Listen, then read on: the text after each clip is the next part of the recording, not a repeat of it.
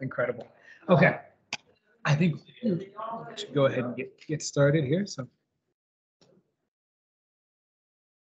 all right. So, our next presenter is Chuck Baukal. Chuck is with the John Zink Institute, and he comes to us. He's got a degree from Oklahoma State University and a doctor of education in the field of study of applied educational materials. Also, that's from the University of Tulsa, and an MBA as well. He's got 23 years experience with John Zink, and he is here today to talk to us about process burner flares. So, Chuck, thanks for coming. Good afternoon. Anything you like in the presentation, I did that. Anything you don't like, my co-authors did that. So there they are. You know. When I came up with this title a couple of years ago, my colleague said, "So did you name that after the movie?" I'm like, "What movie are you talking about?" Well, some of you may know the movie, but I did not at the time. So then I had to go watch it, and it's actually a pretty good movie. So I want to start out with a safety moment.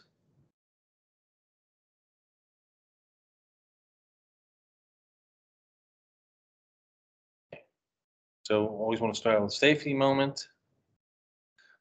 This is a video of some flames. I'll play the video in a minute. Something that one of our field guys found. We visited a plant and saw these flames. And when he brought the video back, one of the worst ones, maybe the worst one I've ever seen. To the point that he told me, the plant, you can't operate these. It's very dangerous. You should not be doing this.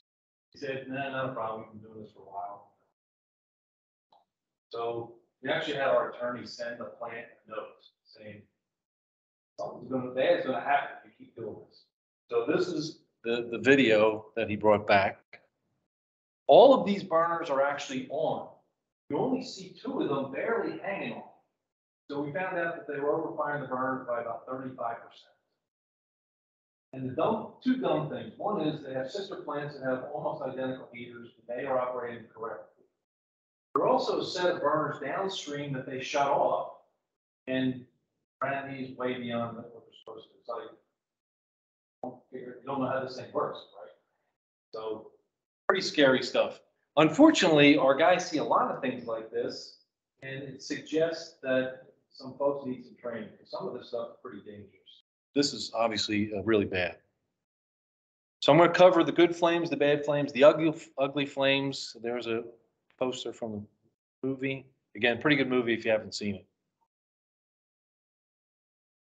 So let's start with an intro. We are part of Koch Industries. Koch Industries was last year named as the largest privately held company in the United States. Bigger than Koch, COK, which everybody knows about. We're part of the Koch Engineering Solutions division. In our division, many of our sister companies are making equipment for refineries, chemical plants, power plants. Our company serves a variety of industries, a variety of products. So the focus today will just be on burners. So what precipitated this is noticing how many times our field guys would come back with pictures and videos of some stuff that was pretty nasty. And many of us are involved in the training side of it, so that certainly indicates that some training is needed. Our definition of good flames is going to be no changes needed. May not be perfect, but it's fine. They can run it. Bad flames, changes needed, but not likely dangerous. Category ugly, immediate changes needed, potentially dangerous. First video you saw, that's potentially dangerous. That one could easily detach and reignite and make it a bomb. So that's our definition. So first we'll start with good flames. What does a good flame look like? Well, lots of things that we say for good burner operation, what they should look like. The first one is that they should generally be uniform. It's pretty rare that we'll have all burners one way and then a couple of other burners in the same heater differently. So normally they're all the same, and so they should all look about the same. If you look in your heater and you got some of them don't look like the other ones, more than likely there's something wrong. So flame uniformity is one. Proper flame color. So this could be controversial. What color should the flame be? You ask some people and they pick their favorite color. yeah, I always want blue flames. That might be appropriate, but sometimes the flames are supposed to be yellow. Sometimes they might even be something in between. And so it should be the color it's supposed to be. It depends on the burner design, depends on the fuel you're burning. So it's not what your favorite color is, it's what color should be. No significant hot spots or dark spots on the burner tiles.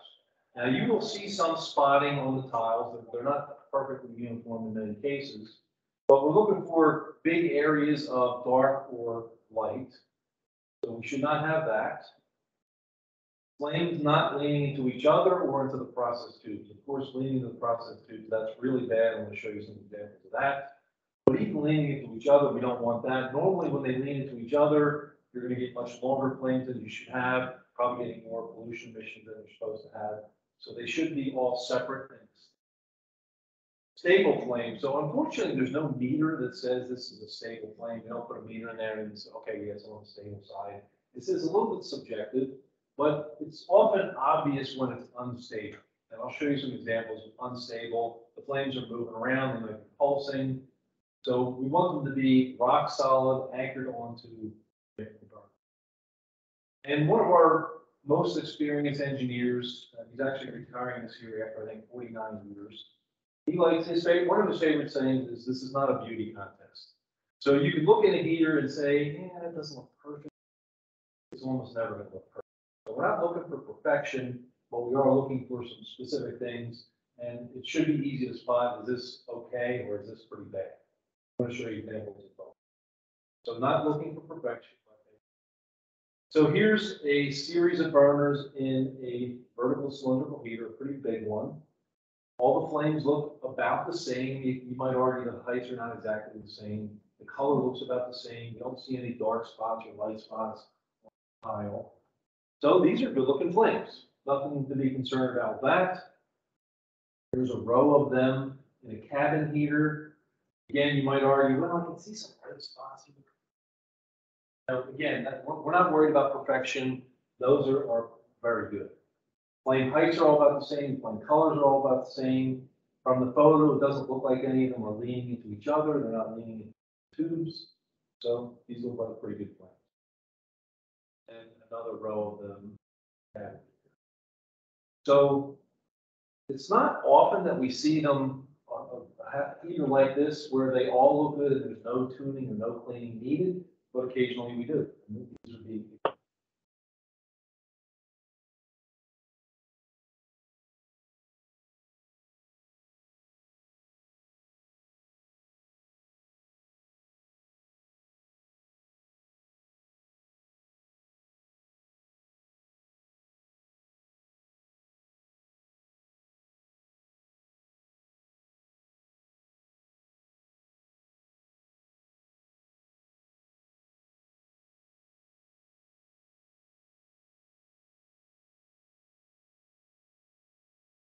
now the bad flames.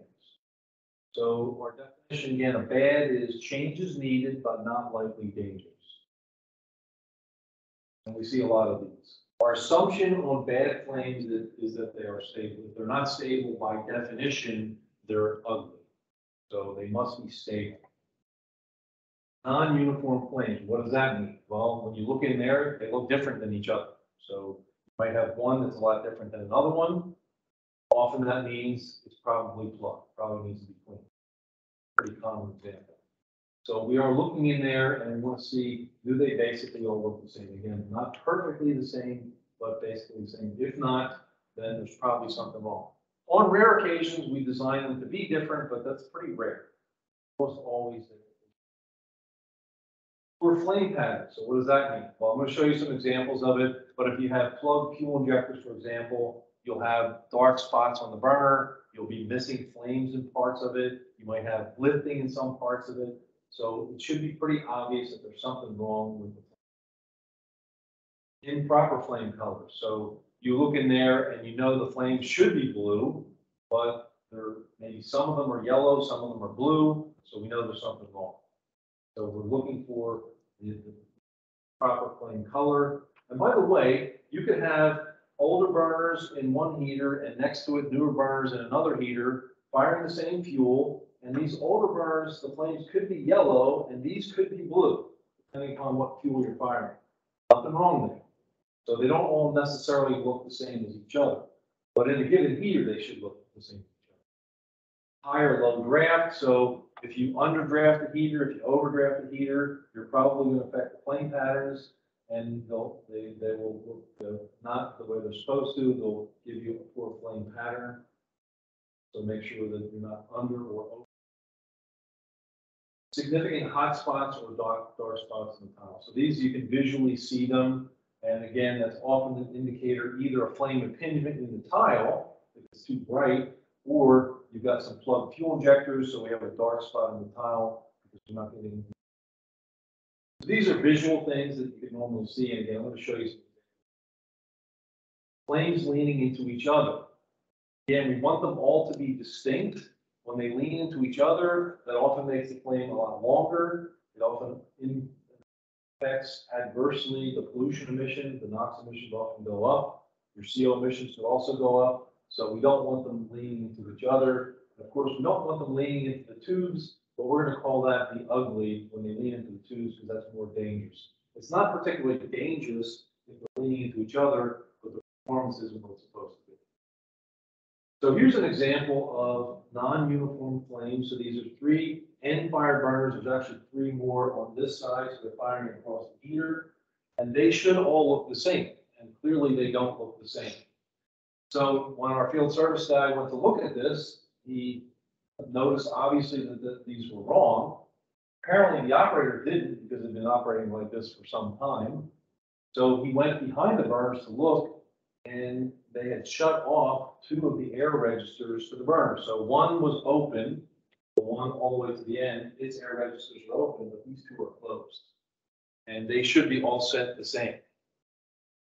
Some folks refer to this as a pickup truck effect. I don't know if you've ever heard of this, but sometimes when the operator is told to, the outside operator is told to adjust the air, they'll go to the burner, they can reach from the window of the pickup truck and they'll adjust that one.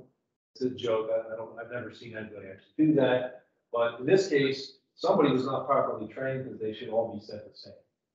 Now, they might have had the right XSO2 at the stack, but it wasn't balanced correctly. So this one's pretty easy to see for us. It should have been easy to see for the operators, but again, apparently it's not. Another example, so you're looking at this, and you should have spokes all the way around. So this one's missing some spokes. And the one on the top has some even longer flames. Well, what's happening is that we've got some plug tips down here that's forcing more fuel to the top ones. So the ones that are yellow are actually the ones that are the cleanest. That's where most of the fuel is falling through. Again, this should be clean so that they all look about the same. Pretty easy to see, but again, the operators either didn't see it or didn't think it was bad enough to. So should not be that. Here's an example of a plugged stage tip. So this yellow flame here is yellow because we partially plugged the stage tip. We're not getting enough velocity coming out of there, so we're getting a lazy. Some folks call it a candle flame. So again, you need to clean it. And what we suggest is if this one's dirty, the other ones are probably dirty too, maybe not as dirty yet as that one. So we try to tell operators, don't just clean the one that's the worst because you'll clean that one and then a couple weeks later you're going to clean another one. So just do them all. It's likely to all plugged. Irregular flame patterns. Again, this is pretty easy to see. These are not hard to detect. More of the flow is going to the bottom tube. So we've got some plugs up here and pushing more fuel to other burners. So pretty easy to see. Who knows how long it's been operating this way, but they don't normally plug up overnight. So it takes a while to get there. So it's probably been like this for some time. This is a heater before adjustment. You'll notice that it's pretty dark inside. The burners are actually firing across the floor. There's a wall here, which you'll see better in the next picture. So this is what our field service person saw when they first got there. That's really not the way. That's the way it's supposed to be. Night and day, pretty dramatic. And by the way, they're getting a whole lot more heat out of this one too. So this one, there's spraying a lot of fuel in there, but not a lot of it's burning where it's supposed to burn. So if you looked at these two, you might not even think they were the same heater, but they are in fact the same heater. And it's pretty easy to see again. Easy Firebox. So these are premix burners, and normally a premix flame should be pretty short. These have really long flames. They didn't have enough oxygen going to the burners. They read the right amount of excess O2 at the stack, but a lot of it was coming from air leaking in the heater and not going through the burners. The way that you can see that is that the box looks kind of hazy. It's kind of smoky. And that's the way it's supposed to look. So pretty easy to see the difference. This was just adjusting, trying to minimize the tramp air leakage and trying to make it go through. So not only does it look poor, but you're not getting the heat transfer you're supposed to get. Burner short of air, hazy tailing flames. Should look like, again, you might not even know this is the same heater. So easy to see and really not that hard to fix either, just to make sure the right amount of air is going to the burner. So all these are visual, you can look in there and see them quite easily. Here the air was unbalanced, so this is a row of heaters. You can see the tail of this flame, there's another one here. So we've seen heaters before where they deliberately put a liquid fuel through one of the burners and it can look like this and be okay. This one, that was not the case here. These were all firing the same fuel, all the gases. Someone had shut off the primary air on this burner. So the primary air is never supposed to be shut off. It's normally supposed to be left open, not adjusted. Once you set it, you leave it. If a burner is taken out of service, you shut off the secondary air, but the primary air, you're not supposed to fool around that at all. And somebody didn't know that they should do that, so they may have adjusted this to get the right excess O2. Maybe they did, but not the right way to do that. But pretty easy to see. All these flames should have looked about the same, and clearly they don't. Here we got one burner, middle, much longer flames than the other ones. These are all going across the floor, so not properly adjusted. Leaning flames. So this one's got a few problems. We can see a couple of them are not, and they are on, they're not out of service, they are on, but they got enough pluggage and they're forcing these. Must have been the cleanest ones because most of the fuel is coming out of there. So not only is it not balanced correctly, but some of the flames are leaning. Not quite leaning into each other. This one is leaning towards. So visual inspection, easy to see.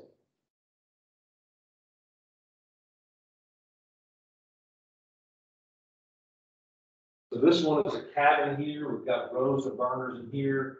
And sometimes it's hard to see what the flames are doing. It's hard to see where the flow patterns are going. So one of the tricks that our field service guys like to do is to just get a little pinch of baking soda and put it into the air inlet. And that it gives a chemical reaction that lights up. It's only temporary, but you can see that you kind of have a lean towards there.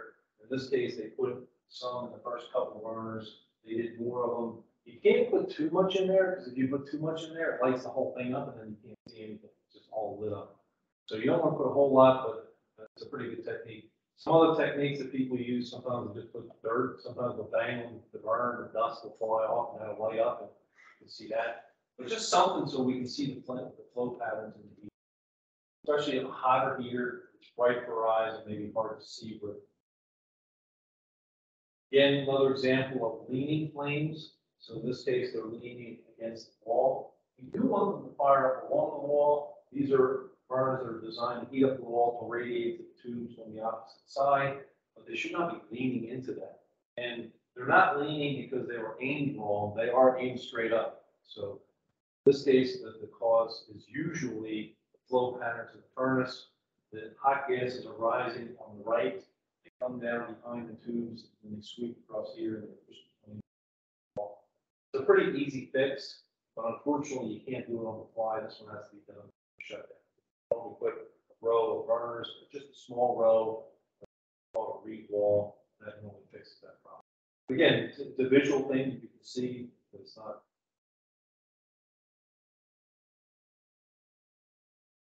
This was a heater in Canada. I remember this one because we were training the operators what they were supposed to do. They said, we have one of those you're talking about. You know, planes are interacting. So after the class was over, we went out there. Sure enough, they were right. So we videotaped that. Again, not dangerous, but you're getting the flame going together, coalescing. You're going to normally get worse pollution emissions. So you don't want that. They are normally designed to be separate and distinct. Now the fun one, the ugly ones. By the way, we have a running joke about which of us is the good, which of us is the bad, who's the ugly one. For you guys to decide. Ugly, immediate change is needed, potentially dangerous. So the first video, that is probably one of the worst ones I've ever seen. Definitely, they need to fix that bead. Unstable flames. So when the flames are unstable, they're bouncing, they're moving. In the case of that first video, they were barely hanging on. Those are really unstable. So not flame impingement, specifically on the process tube. So if it's flame impingement on the walls, not a good thing, but it's not imminently dangerous. It is going to damage the wall over time. But this one can lead to a tube rupture, and that's bad. Flames lifting off or flashing back. I'll show you some examples of that. So we don't, in the first video, they were, again, really lifted, actually, this one really lifted. In a premix burner, if you don't push the fuel air mixture out fast enough, it can flash back inside and burn inside. So that's not good. So none of these.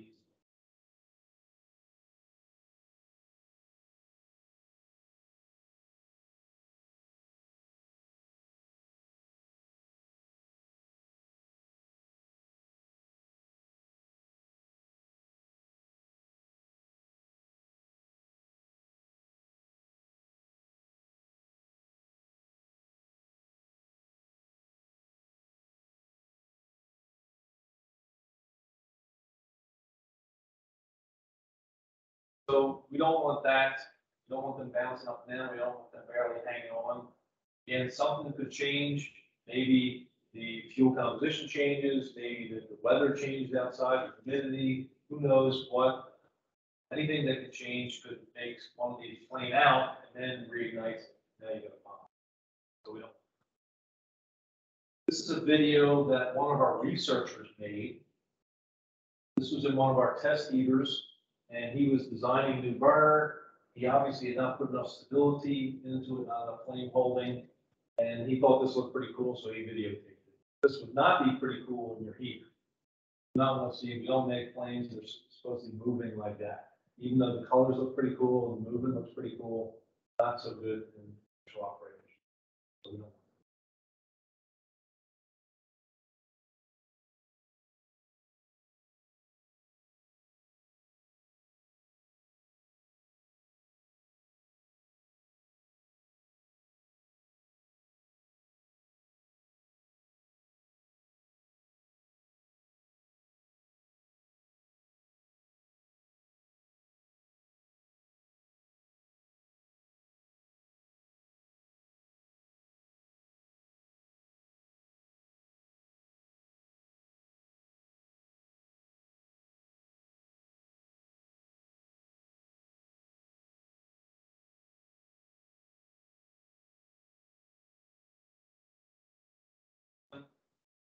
At it, flames don't look that bad, but you can hear it and they can actually feel the vibration.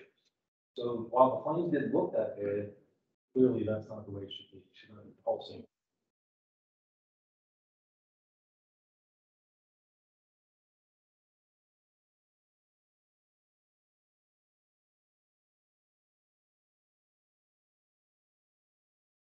See it as well. So we don't.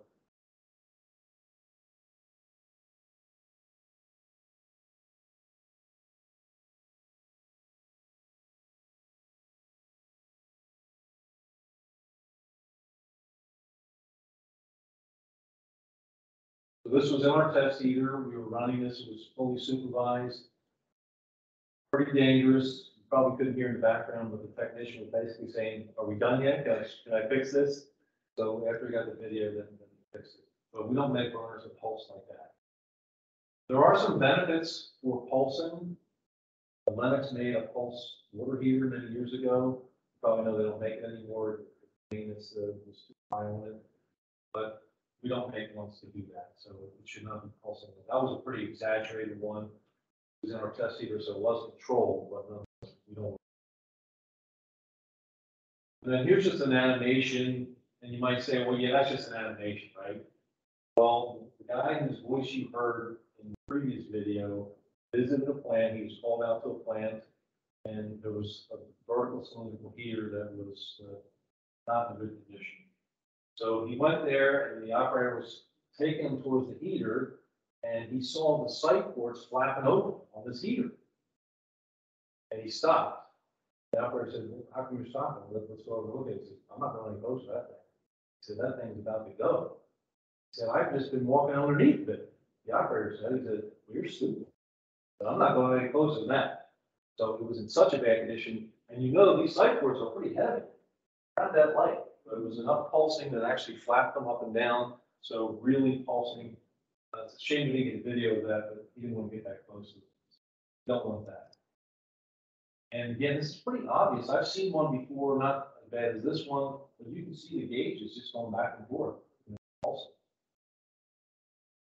Flame impingement. So these are side-mounted burners, and not a good-looking flame to begin with. Long, bushy, yellow, not very well defined, lots of lift. It's going up into the convection section. So over time, this is going to be a big problem. Another example of flame impingement. This one's worse. Again, up into the convection section. These flames are way too long, way too bushy. So this is an example where they might have measured the right amount of excess O2 coming out of the heater, but it's not coming through the burners. So the burners did not have enough air themselves. These long flames are looking for air to finish the combustion because it's not coming through. That's a pretty common problem. We see that, unfortunately.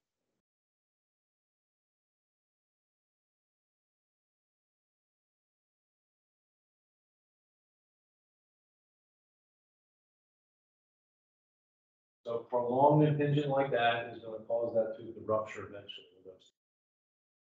We don't want that. That should have been a red flag. This was another example in one of our test heaters.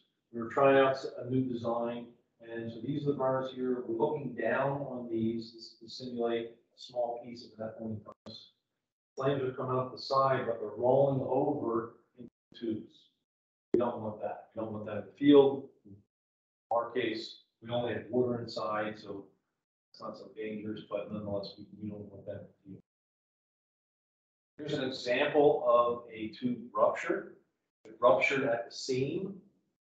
You may not be able to see it very well, but it's so badly coked inside that it had just like a pinhole going through it. It had prolonged impingement. It caused coke buildup on the inside. Eventually, it ruptured. It tore out all this refractory, so you can see a little bit here. It tore everything out. And here's one that was also pretty surprising. One of our field service guys, I think this was here in California, and he was walking around with the operator, and he looked in the heater and he saw a tube leak, and he said, I'm sure you know you have a tube leak. And I said, no. I told management, and then they shut the heater down. So, yeah, I'm sure it didn't start leaking like minutes before our guy looked in there. But it either suggests they don't know what they're looking at or they're not looking in regularly. So we tell them, you should be looking in once a shift. Don't just look for very long. It doesn't take it very long, but you can see something like that, right? That's not a hard thing to see. Here's an example of a tube rupture. This one actually made the national news. We actually bought the next picture from AP. So this is one of our photos of what it looked like before the rupture. This one made the Associated Press, so that's how we saw the pictures in the news. Not normally how folks want to have their plant recognized.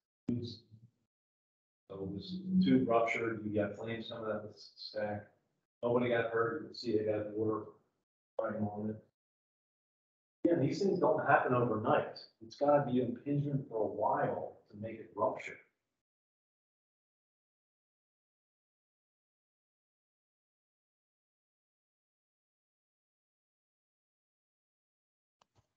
And you can see those flames are barely hanging on. They're just bouncing up and down, just barely hanging on. Something could disturb them and they could easily blow out.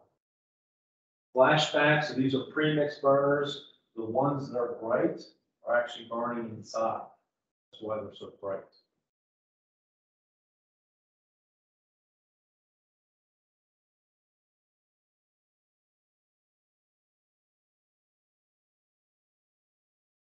Teaching some students about this, and what we did was we just kept increasing the amount of hydrogen in the fuel to deliberately make it flashback so they could hear it. So flashing back, there are often many ways you can see that. One is you can see by looking at it, it's flashing back. The front is brighter than it's supposed to be. This one didn't flash back long enough to make it bright, but flashing back for a while, you can see that, and you can often hear it. And the sounds are different. It doesn't always sound like this. The worst one I ever heard sounded like somebody shot a shot. Scared. I thought we blew up the heat. It was the flashback. Again, prolonged flashback is going to destroy the burners, and it also could lead to an explosion. So, summary and recommendations. Process burner flames can be, and unfortunately, we see way too many of the bads and the uglies when our guys go out in the field. So what do we recommend for sites and users? Obviously, the burners have to be installed correctly. We've seen all kinds of things. If you make equipment or you have folks that install stuff for you, it's amazing how they work hard to put it in the wrong way. We do our best to make it so you can't screw it up, but somehow they figure it out. I had some where they forget to put parts on there, they install them upside down, they take a torch and cut it to make it fit the way they think it's supposed to. It's like, how did you think we designed this thing? The burners within a design range. So this sounds obvious, but the first video, they were way beyond its design range. Properly maintain them. That's probably the biggest problem that we see is plugged gas tips. Almost every visit that they go to a plant knows. Some of them not so bad, some of them pretty bad. So check them regularly. Again, we recommend at least once a shift. Operators should look in the heater, make sure there's nothing in the shift. Funny story, two of our guys went to a plant up north and it snowed right after they landed. So they actually couldn't get into the plant for a day or two, so they had to stay in a hotel room. So they finally were able to go into the plant because I think they got a couple feet of snow. And when they went out to look at the heater, the only footprints around the heater was the bunny rabbits that they were running around. So the operators hadn't been there at least 2 days, and they were still running. So, you know, they need to inspect them regularly again because cut off a lot of these things. Frequently inspect the flames. You want uniform with the right flame color. We don't want impingement. We don't want it too long. We don't want them leaning. Hot spots or dark spots. No pulse. And almost all this that we saw was pretty obvious what was going on. And no unusual sound. So we showed that they should be somewhat heater whisperers, that they should be listening, that they hear odd sounds to find out why. Something